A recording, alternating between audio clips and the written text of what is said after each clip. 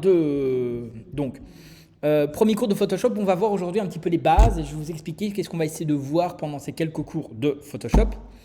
Donc, je vais déjà de base créer un simple document blanc sur lequel je vais mettre quelques lignes de texte, comme ça on va voir un petit peu les éléments qu'on va voir.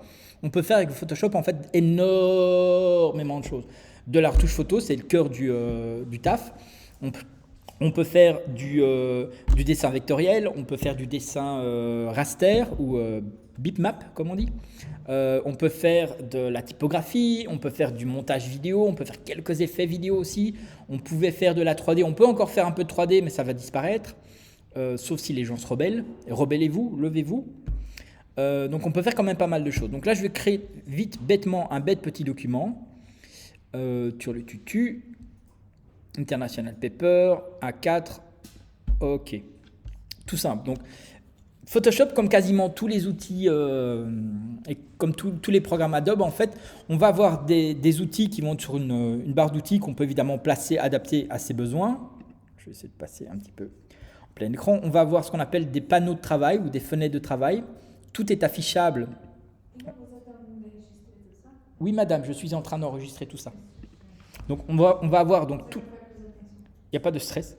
Donc, on va avoir tous des panneaux qui sont affichables, déplaçables, modifiables, comme partout dans Illustrator, Photoshop, InDesign. On peut les déplacer, on peut les ajouter, on peut les remettre à des endroits-ci, on peut les rajouter à une troisième panneau. Donc, tout ça est configurable à vos besoins. Ça, il faut explorer. Il n'y a pas une méthode particulière pour avoir ça, mais on peut, par exemple, définir automatiquement, tiens, Photoshop a fait des pré-réglages plus ou moins spécifiques pour la photographie, ou plus ou moins spécifique pour, par exemple, la peinture ou le motion design ou la 3D, des trucs comme ça. De base, moi, je vais plutôt utiliser les systèmes, les fenêtres, on va dire, essentielles. Et je vais surtout, Workspace, faire les recettes, donc les remettre à zéro, comme ça on a un petit peu tous les mêmes. Et tout à l'heure, je vais passer un petit peu en revue quelques panneaux qui, pour moi, sont très utiles pour l'utilisation de Photoshop. Plus effectivement en tant que photographe peut-être qu'en tant que graphiste, mais il y en a certains évidemment qui sont très très en commun. Donc on a tous ces panneaux ici, on a la barre d'outils qui est hyper classique et en fait chaque outil qu'on va sélectionner, je vais passer en revue un petit peu tout à l'heure certains outils, de nouveau pas tous parce qu'on ne les utilise quand même pas tous. Vous voyez que sur la barre du dessus, évidemment, c'est comme dans tous les autres programmes, on va avoir les barres d'options de ces outils. Donc les barres d'options de ces outils, dès qu'on va avoir des outils de peinture, on va avoir les options de pinceau, par exemple, de taille, de dureté, de densité, d'amélioration, d'options hyper complètes de pinceau, les options d'opacité, de gestion de flux, de réglage. Ici, ce petit papillon, c'est les options, par exemple, pour peindre de manière symétrique. Donc, si jamais on veut créer des trames, des textures, si on veut faire de la peinture ou des effets de manière symétrique, on a quand même pas mal d'options à ce niveau-ci. Donc, ça va permettre d'être assez créatif à ce niveau-ci. C'est les options qui existent si vous êtes fan de dessin, d'illustration, c'est des options qui existent évidemment aussi dans l'Illustrator. On a beaucoup d'outils qui sont communs à ce niveau-ci, même si dans certains cas, certains outils seront plus performants dans l'Illustrator, certains cas plus performants dans Photoshop, certains cas évidemment plus adaptés dans InDesign à ce niveau-ci. Donc, la barre des outils, les options des outils, les fenêtres des différents réglages et les fenêtres de gestion, de documents, d'effets, d'ajustements, de librairies et tout ça. On va voir ça un petit peu tout à l'heure. Donc, qu'est-ce qu'on va voir du coup dans ce cours de Photoshop? Je vais prendre ici simplement mon outil texte. On va définir texte un petit peu plus lisible. Roboto. Moi, j'aime bien Roboto. Je le trouve assez lisible. Condensed italique. Non, pas italique. On va le mettre Condensed regular. Peut-être pas en 180, on va mettre en 48. Donc pour moi, les éléments les plus importants à comprendre et à connaître dans Photoshop, c'est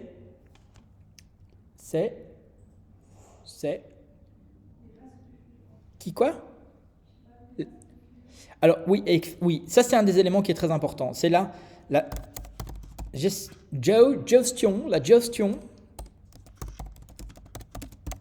des masques. Alors évidemment, on peut prendre les petits outils de manipulation, les outils de texte, c'est assez classique, mais donc tout ça, c'est des options. Si vous avez déjà des notions évidemment de des programmes Adobe, il y a beaucoup de choses qui sont en commun, hein. On a les outils ici de déplacement d'éléments, les outils texte et les outils de sélection. On va voir un petit tour tout à l'heure. Donc la gestion des masques, ça c'est une notion très importante dans Photoshop. La gestion des masques est principalement basée autour du noir, du blanc et des dégradés de gris. Les masques, c'est une surcouche qu'on va mettre au-dessus d'un élément pour masquer quelque chose ou révéler quelque chose. Et cette gestion de masquage et de révélation, ça bordel à queue. Et à 10h40, effectivement, c'est la récré. Donc, la gestion des masques est principalement faite par l'application du noir qui masque, qui empêche la visibilité du calque, ou du blanc qui révèle. Mais on peut travailler en négatif, on peut travailler en positif, voilà. Mais la gestion du masque, c'est noir-blanc. On va voir la gestion est aussi très importante des modes de... Pensez à Dragon Ball, fusion. La gestion des modes de fusion, c'est une gestion qui peut se gérer principalement dans les calques, mais ça peut aussi être appliqué parfois sur les pinceaux ou même des pinceaux qu'on va utiliser sur les masques. Donc les modes de gestion de fusion, c'est quelque chose d'important, parce que c'est ça qui va permettre d'intégrer et de faire justement du blending de l'harmonisation des différentes calques. En Photoshop peut être utilisé pour plein de choses, hein, pour créer des affiches, de la typographie, pour retoucher des images, mais on peut aussi faire ce qu'on appelle du matte painting ou de la composition. Donc on va créer par exemple une nouvelle image à partir d'autres éléments totalement séparés qu'on va aller chercher sur Internet. On peut créer un paysage entier avec plein d'éléments qu'on va créer, détourer, qu'on va même soi-même dessiner, peindre, photographier. Et pour harmoniser tout ça, on va harmoniser par exemple l'intégration des couleurs, des tons, des textures en gestionnant, en ayant une bonne gestion des modes de fusion des différents calques. Et c'est ça qui va permettre l'application des effets et l'implication de tout ça. Donc on a la gestion des masques, la gestion des modes de fusion, les gros éléments hyper importants dans Photoshop, surtout pour les photographes, mais peut-être pour vous aussi. Les modes de les sélections, oui. Alors, on va mettre plutôt les méthodes de sélection. C'est X ou T? Sélection. C'était, ah merci jeune homme, c'est dingue, hein. C'est dingue comment est-ce qu'on peut faire des choses incroyables quand on connaît le français. Hop, les modes de sélection. Tiens, je vais mettre ici des petits, hop, comme ça, on sait. Les méthodes de sélection, donc la gestion des masques, la gestion des modes de fusion, les méthodes de sélection. On va voir les automatismes. Parce que dans Photoshop, même si à la base c'est un programme qui est fait pour travailler au cas par cas, image par image, on peut créer des systèmes d'automatisme avec les scripts, avec les actions et avec les droplets. Donc on va travailler avec les actions, scripts,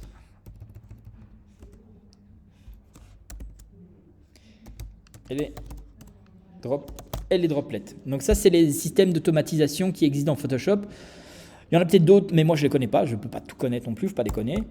Donc les automatismes, ça va vous aider aussi dans pas mal de choses. Si vous avez des actions répétées à faire sur toute une série d'images où systématiquement vous devez formater des images à telle taille, telle résolution, tel format pour des sites internet ou des trucs comme ça, on peut passer par ces trucs-là. Donc à ce niveau-ci, c'est important. Et on va aussi apprendre dans les grandes lignes le côté non destructeur de l'image. Parce que Photoshop, on peut travailler entièrement de manière non destructeur, dans le sens où si par exemple vous commencez à créer un design et vous travaillez sur un calque unique, mais vous modifiez par exemple la couleur d'un pull ou d'une paire de chaussettes, d'une chaussette ou de trucs comme ça, et le client vous dit non, finalement je voulais pas bleu, je voulais turquoise. Si vous n'avez pas travaillé de manière non destructeur, de manière désordonnée, vous ne savez pas très vite changer ce système-là et il faudra recommencer presque tout le taf. Donc c'est casse-couille ou autre, vous choisissez. Et donc travailler de manière non destructeur avec différentes méthodes, c'est quand même assez important dans Photoshop à ce niveau-ci. Donc ça, c'est vraiment la gestion des masques, la gestion des modes de fusion, les méthodes de sélection, les automatismes et le côté non destructeur. C'est des trucs qui sont évidemment pour moi très très importants dans Photoshop parce que c'est c'est pas apprendre à gérer un outil, c'est pas apprendre à utiliser une technique pour savoir dessiner ou savoir un truc comme ça. C'est le cœur des choses à connaître à ce niveau-ci. Et dernier petit truc, même si ça s'intègre par rapport à tout ça, in fine, c'est on va apprendre aussi améliorer l'intégration de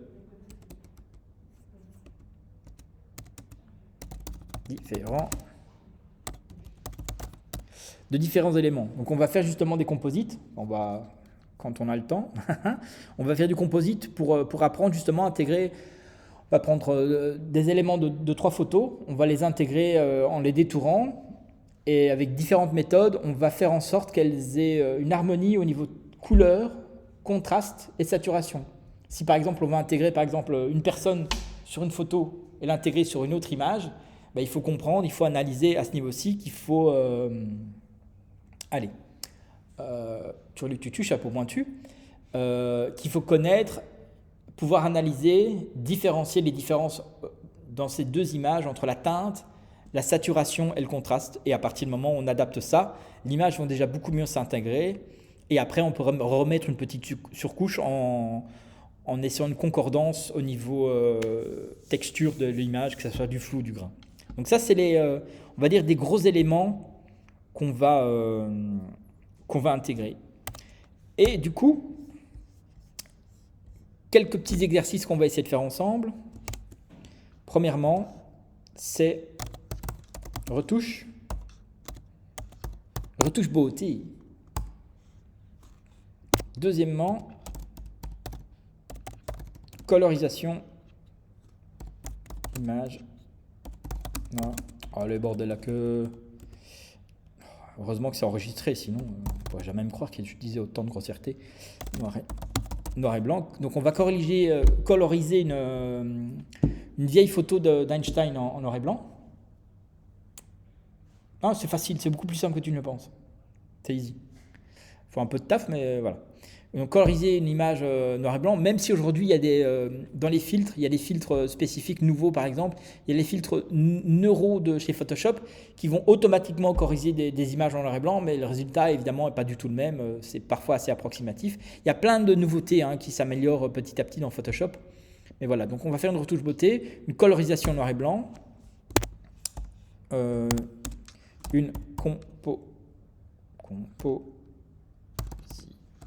bordel la queue, ou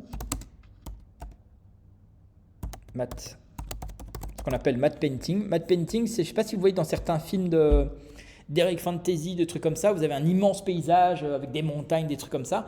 Évidemment, ce paysage n'existe pas. Maintenant, il est fait en 3D, mais à l'époque, il était fait à la peinture avec des surcouches, des trucs comme ça. Donc, nous, on va créer en composition une nouvelle petite image. Je vous passerai des éléments. Il faudra créer une nouvelle image avec ces éléments-là. Ces éléments-là, les intégrer à ce niveau-ci.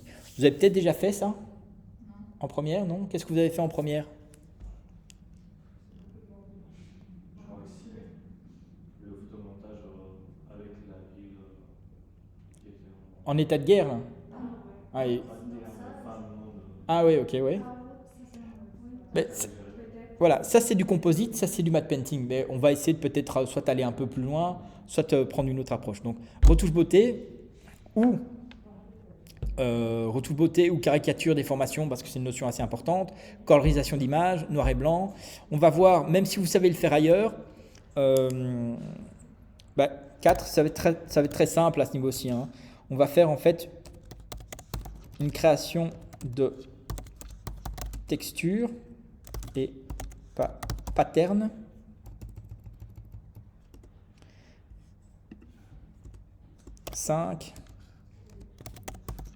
Création de fausse fourrure. 6.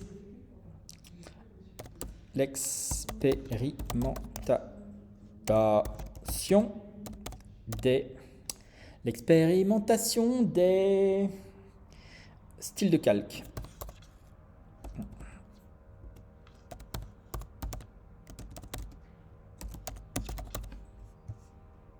Hop, l'expérimentation des styles de calque. Donc ça, c'est un petit peu les 6 trucs qu'on va essayer de voir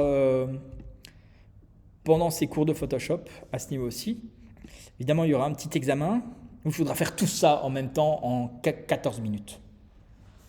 Non, vous inquiétez pas, ça sera beaucoup plus simple. L'examen, ça sera probablement un petit détourage d'un élément, le remettre sur un autre élément, détourer une personne, le mettre sur un autre fond, adapter pour que ça corresponde un petit peu et faire une petite retouche beauté. Donc ça sera l'examen, ça sera easy à ce niveau aussi. Donc ça, c'est les six travaux qu'on va plus ou moins essayer de faire ensemble petit à petit, en sachant que par exemple la création d'une fausse fourrure, la création de textures et patterns, ça va presque se faire ensemble, c'est assez simple. L'expérimentation des styles de calque, c'est presque lié à ce niveau aussi. La retouche beauté, vous allez voir, ça va être assez simple. La colorisation en image noir et blanc, ça peut être complexe, mais ça peut être assez simple aussi. Mais moi, j'ai une méthode un petit peu ancienne qui marche très très bien là-dessus. Et ce qui va prendre probablement plus de temps, c'est le composition ou matte painting. Donc ça, c'est probablement ce qui va prendre un peu plus de temps. Je vais arrêter cette vidéo-là pour commencer la vidéo retouche beauté.